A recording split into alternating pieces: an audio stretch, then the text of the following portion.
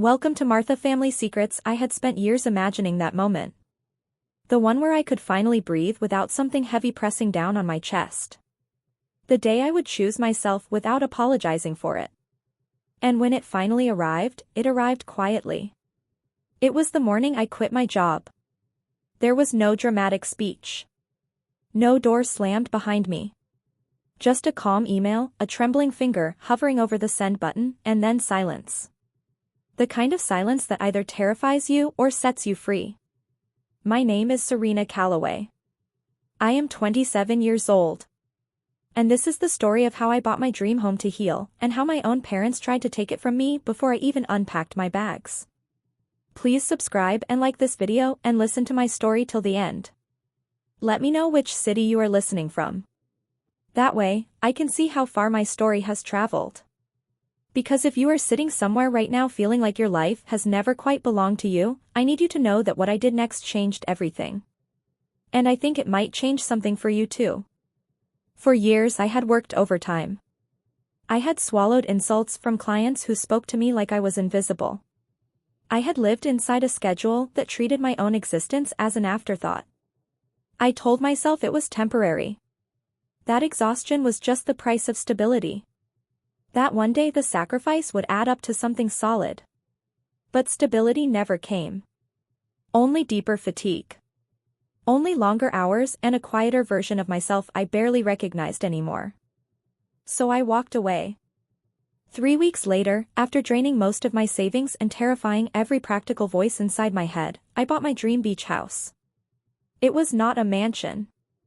Nothing like the kind splashed across the covers of magazines. But to me, standing in that doorway for the first time, it felt like a miracle made of sunlight and salt air. The windows opened to endless blue water. Waves whispered where traffic used to scream. The floors were worn in places and the kitchen faucet ran a little slow, but none of that mattered. It was mine. Every single corner of it was mine. The first evening, I sat barefoot on the wooden deck watching the horizon melt into gold. And I felt something I had not felt in so long I had almost forgotten it had a name. Peace. Not the kind you earn by pleasing everyone around you. Peace without conditions. Peace that did not come with a bill attached. I remember thinking, this is it. This is what I worked for. This is what I survived for. And then my phone rang. My mother's name lit up the screen. And a knot formed in my stomach so fast it almost knocked the breath out of me. I almost ignored it. I almost let it ring. But guilt is a stubborn, deeply trained habit. So I answered. She did not greet me. She did not ask how I was settling in or whether the drive had been long or whether I had eaten. Her voice carried the same weight it always had. That tone that assumed my agreement before I had even opened my mouth. We are moving in tomorrow. Your father said it is fine. For a second, my mind simply refused to process the sentence. The words just floated there, absurd and impossibly heavy at the same time. I let out a weak, confused laugh, the kind that escapes when your brain cannot decide between disbelief and panic. I genuinely thought it was a joke. I waited for her to laugh too. She did not laugh. Then she added, colder and sharper than before, if you do not like it, you can find somewhere else. The audacity of it landed like something physical. This was my house. My risk. My savings. My fragile, trembling attempt at rebuilding a life that had honestly never fully belonged to me. And somehow, in her mind, it was already theirs. My hand shook so badly I had to grip the edge of the kitchen counter just to stay upright. Every old feeling came flooding back at once. The anger. The disbelief. That childhood helplessness I thought distance had finally buried. Growing up, my parents had always treated my achievements like shared property. My scholarships were family victories. My salary was family support. My boundaries were inconveniences to be smoothed over and forgotten. Distance had not changed any of that. It had only delayed it. I could hear my father faintly in the background. Not speaking. Just existing. Silent reinforcement. And somehow that hurt more than if he had argued. At least an argument would have meant he saw me. His silence just meant he agreed and could not be bothered to say so. I should have said no immediately. I should have been firm and clear and final. Instead, years of deep conditioning forced a kind of hollow politeness into my voice.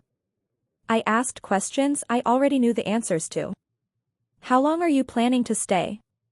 Why here? What about my space? My mother brushed every single one aside. She spoke about my home the way you speak about a vacation rental you have already booked and paid for. Casual. Certain.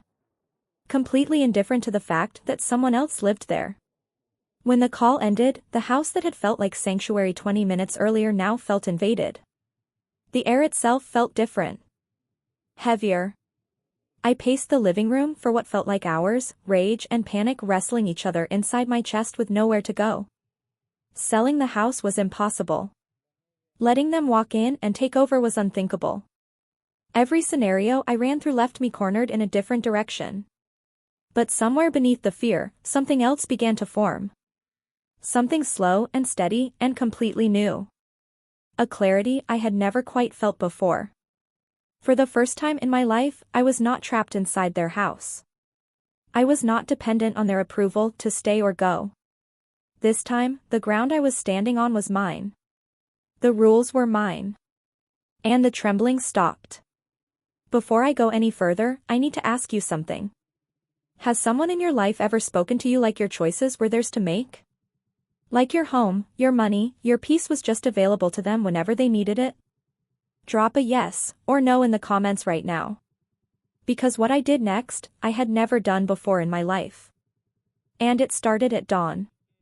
By the time the sun came up over the water the next morning, I was not afraid anymore. I was ready. And my parents had absolutely no idea what was waiting for them when they pulled into that driveway. Stay with me, because part 2 is where everything changes. The anxiety that had kept me pacing all night had, somewhere between 2 in the morning and dawn, quietly hardened into resolve. And resolve feels completely different from anger. Anger shakes. Resolve is still. Resolve knows exactly what it is doing. I replayed my mother's words over and over. Not as a threat this time, but as a countdown. We are moving in tomorrow. They expected obedience. Accommodation. The same Serena who bent herself in half to keep everyone else comfortable. The same girl who adjusted and sacrificed and smiled through clenched teeth because making a scene was always worse than giving in. They had no idea how much I had changed. They had no idea how much silence had taught me. As sunlight began flooding through the beach house windows, I stood at the glass watching the waves roll in. Unstoppable. Unapologetic. Each one moving forward regardless of what came before it. And something about that steadied me completely. My parents believed they were arriving to occupy my home. In reality, they were walking directly into a lesson that had been years in the making. I sat down at the kitchen table and I started writing. Not a letter, not a speech, not an emotional outburst. Something more precise than any of that. I went through every document I had kept over the last 10 years. Every bank transfer. Every emergency loan. Every utility bill paid on their behalf. Every time I had been told, with complete sincerity, that family helps family, while the help only ever moved in one direction. I had kept records. Not because I had ever planned to use them. But because something in me had always known, quietly, that someday I might need to. I organized everything into 3 folders. Each one thick. Each one irrefutable. Dates, amounts, documented conversations. Not accusations. Evidence. Because there is a difference between someone feeling hurt and someone being able to prove it, and I intended to do the second thing. Then I drafted a second document. Shorter. Just 1 page. A formal short-term rental agreement with both of their names already printed at the top. I looked at it for a long time when I finished. It felt terrifying. It felt completely right.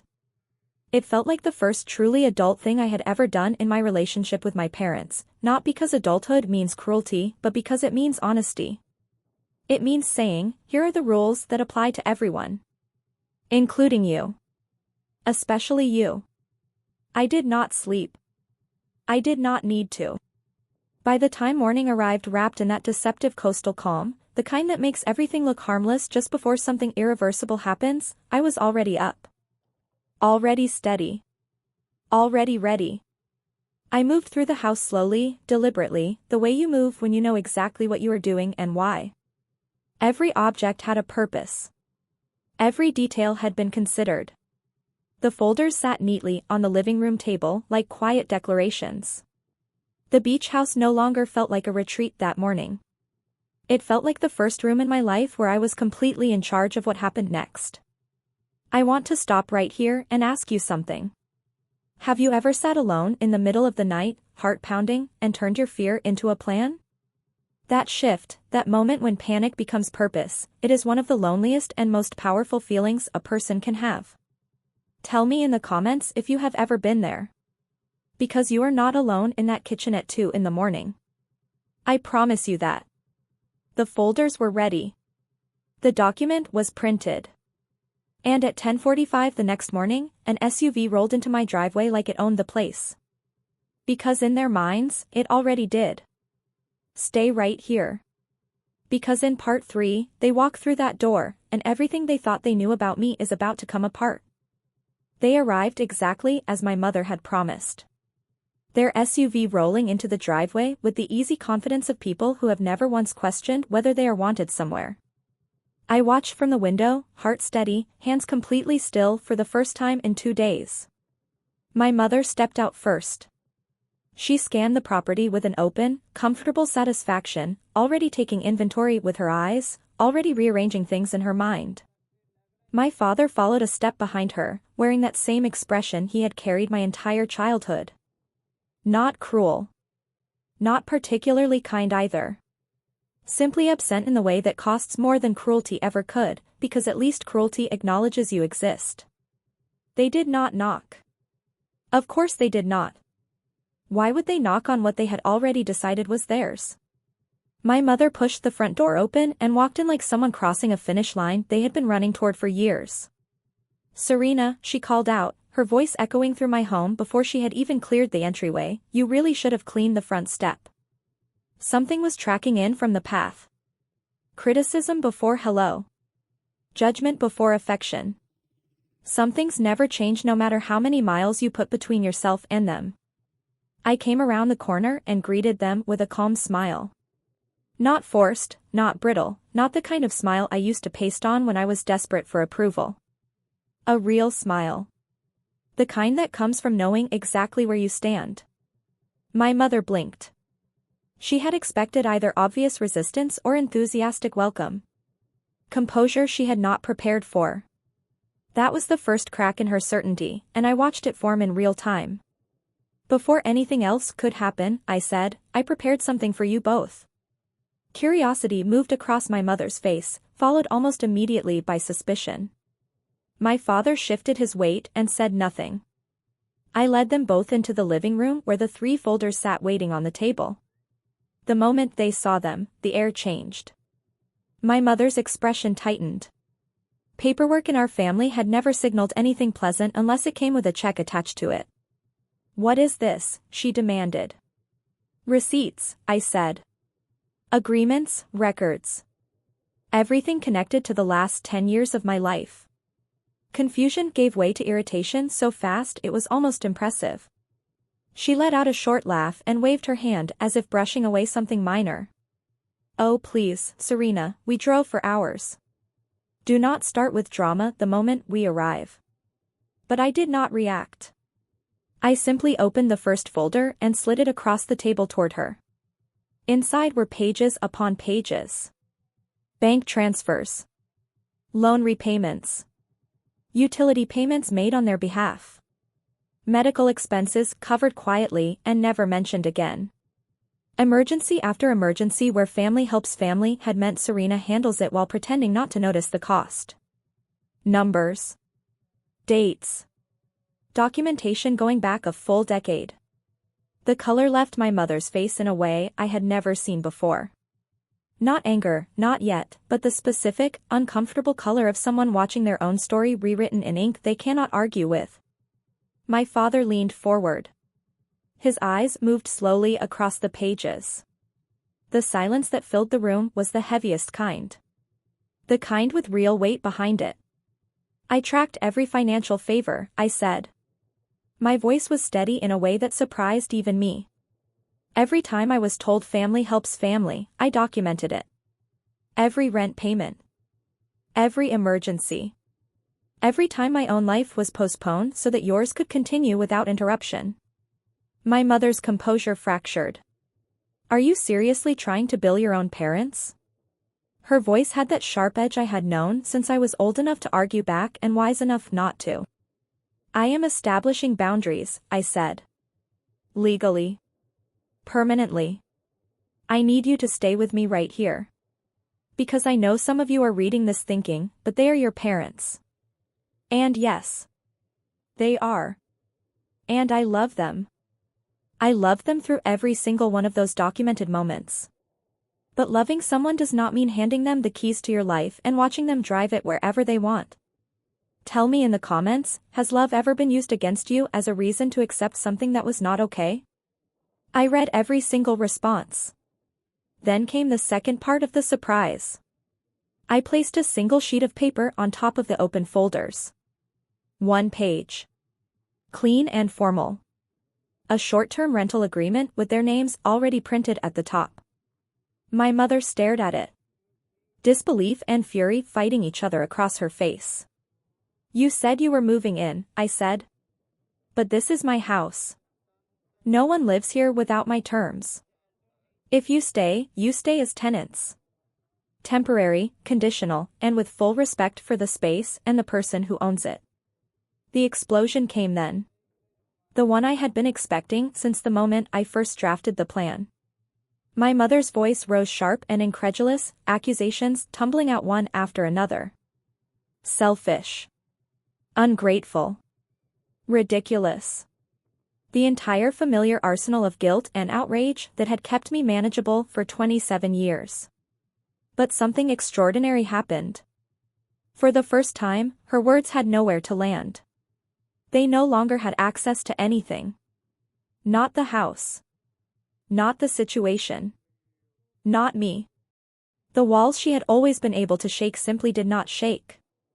My father, who had been silent through all of it the way he had been silent through most of my life, finally spoke.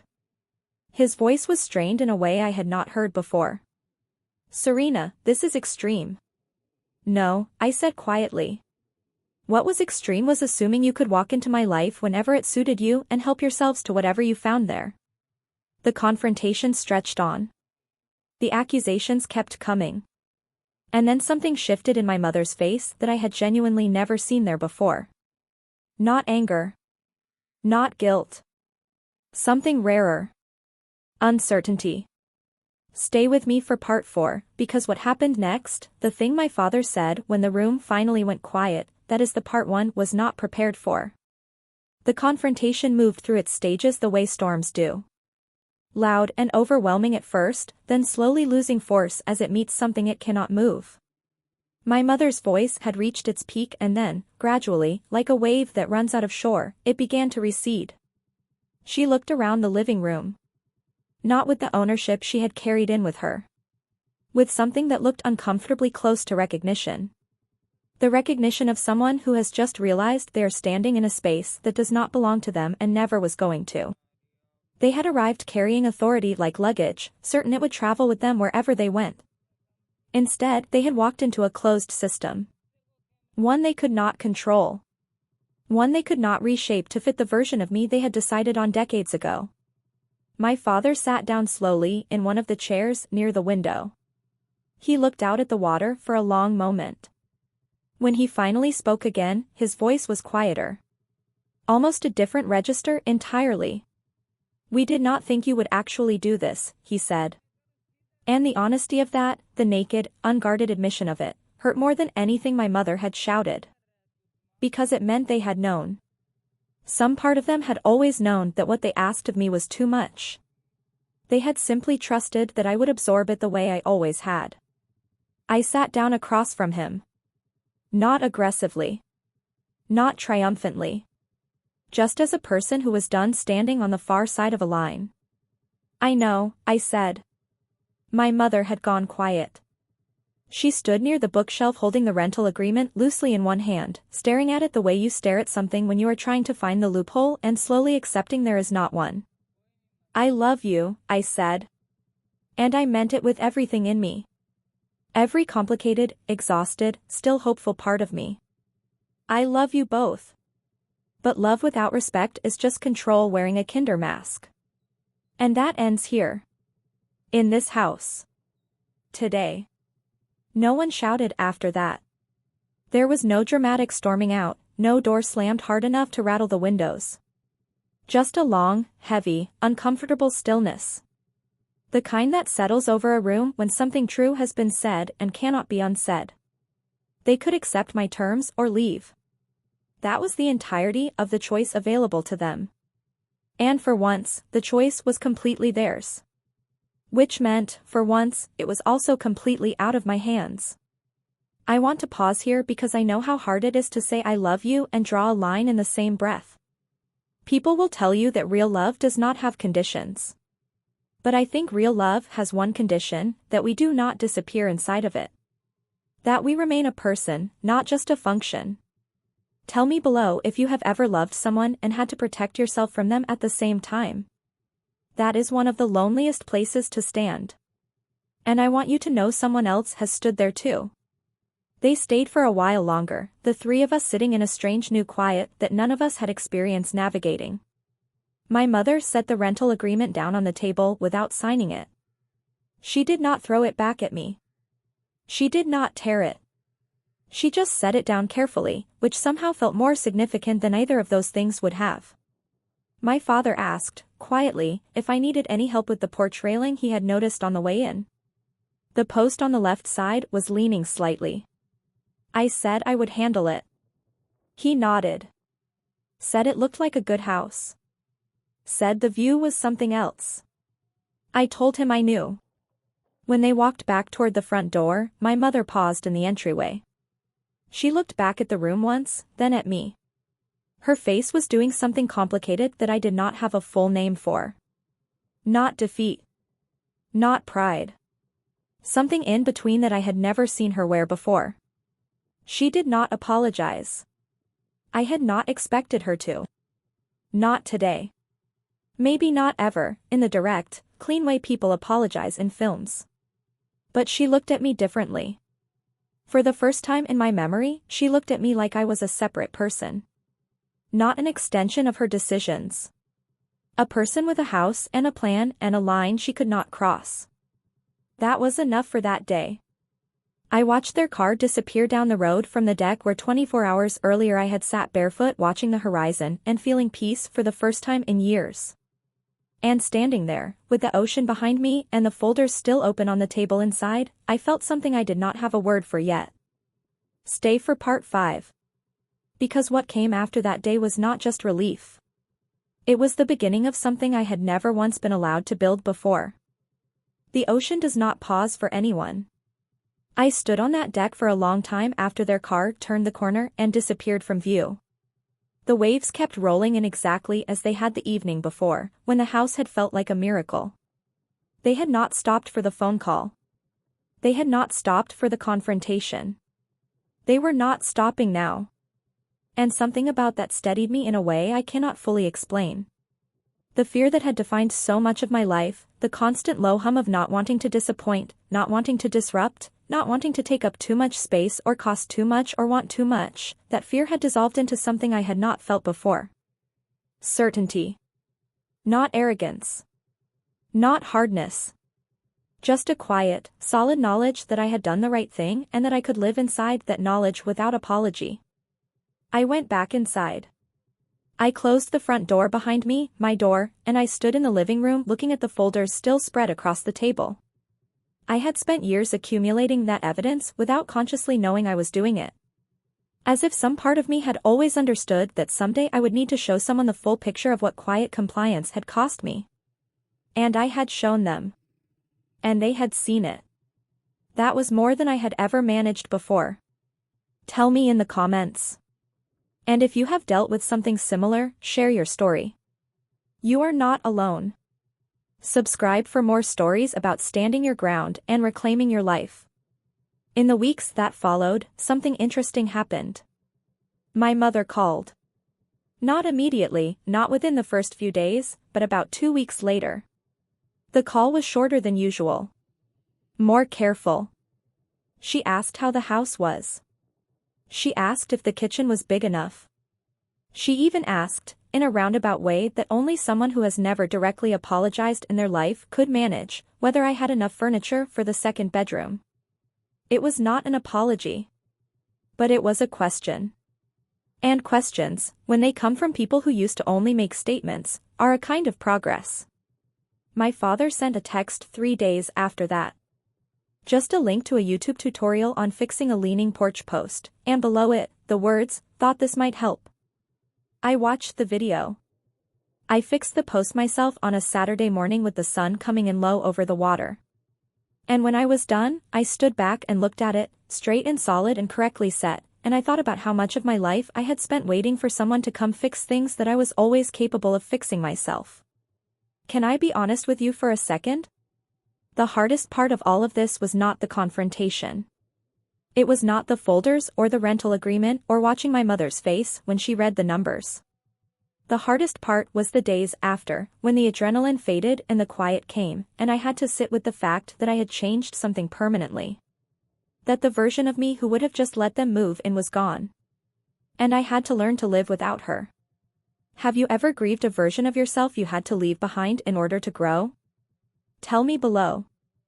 I think this is something more of us carry than we ever admit out loud. Months passed. The beach house became exactly what I had bought it to be. A place to heal. A place to think. A place where the mornings belonged entirely to me and no one else decided what they looked like. I started working again, slowly and on my own terms. Freelance projects at first, small ones, the kind I could manage from the kitchen table with the window open and the sound of the water underneath everything. Then larger ones. Then a client I genuinely liked, which felt like such an unlikely miracle after years of clients I had learned to endure. My parents and I found a new way of existing with each other. It was not the way we had before, where they assumed and I accommodated. It was something more honest and therefore more uncomfortable and therefore more real. We did not talk every day. We did not pretend the confrontation had not happened. But when we did talk, there was something different in it. A kind of respect that had not been there before. Fragile at first. Then slowly less so. My mother visited once, about 4 months later. She called ahead. She asked if it was a good time. She knocked on the door. I made coffee. She admired the view. We sat on the deck for 2 hours and talked about things we had never talked about before, her own fears when she was young, things she had wanted and adjusted away from, choices she had made that she could not fully explain even to herself. I did not agree with everything she said. I did not need to. But I listened in a way I had not been able to before, because for the first time I was not afraid of being swallowed by her story. I knew where mine ended and hers began. That is what a boundary actually does, when it is built correctly. It does not push people out forever. It creates enough space for something honest to exist between you. Some victories are loud. Cinematic. The kind with a soundtrack and a clear moment where you know beyond any doubt that you have won. Mine was not like that. Mine was quiet. Precise. Built from spreadsheets and a 1-page document and a calm smile that unsettled someone who had counted on my panic. But it was mine. Every part of it. I used to believe that choosing myself meant losing everyone else. That the price of self-respect was isolation. That the people who loved me could only love the version of me who never said no. I was wrong about that. The people who are capable of real love can learn to love the version of you that has edges. That has limits. That has a door they have to knock on before entering. It takes time. It takes discomfort on both sides. It does not always look like the reunion you imagined. But it is more solid than anything built on one person's endless accommodation of another person's unlimited need. I sit on this deck most evenings now. The same deck where I first felt peace without conditions. The porch post stands straight. The folders are filed away in a drawer I almost never open. The rental agreement was never signed, and that is okay, because it was never really about the document. It was about the moment I held it out and did not flinch. My father was right about one thing. The view really is something else. I bought this house to heal. And it turned out that healing looked like this. Like folders on a table and a steady voice and a door that only opens when I decide to open it. You deserve a door like that. You deserve a space that is yours, with rules that belong to you, and people in your life who respect the difference between being invited and being entitled. If any part of this story sat somewhere familiar inside you, I hope it gave you something. Not a blueprint, because your situation is your own and you know it better than I ever could. But maybe permission. Permission to document. To draw the line. To love people and still refuse to disappear inside of that love. Thank you for being here. Thank you for listening to every word. Now go fix your porch post. You know how.